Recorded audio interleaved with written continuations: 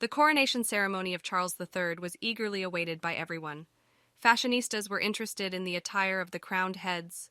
Loyal subjects of His Majesty were interested in the circle of those invited to the coronation. Journalists were waiting for some unfortunate blunder. But the coronation went off without a hitch, except that the weather was a bit screwy. It rained in London.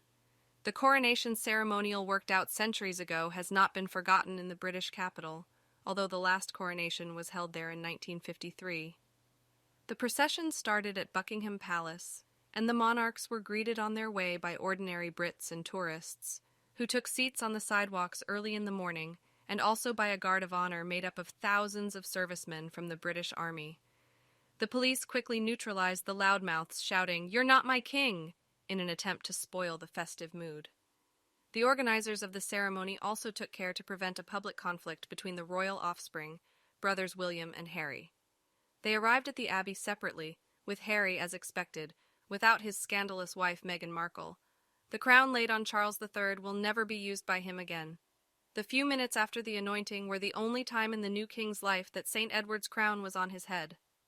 After the coronation, it was taken to the Tower, where it would remain awaiting the new anointed one. The main element of the coronation, the anointing, was hidden from public view. It was decided to leave the sacred sacrament a secret act, performed behind a screen. It is only known that the anointing oil was brought from the Holy Land. The oil was pressed from the fruits of the olive trees growing on the Mount of Olives in Jerusalem, perfumed with extracts of jasmine, rose, cinnamon, neroli, and orange blossom, and then blessed in the Church of the Holy Sepulchre.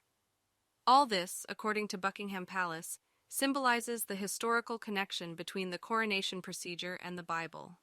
The king laid his hand on the Bible and promised to defend the law and the Anglican Church during his reign. Then he vowed to be a faithful Protestant.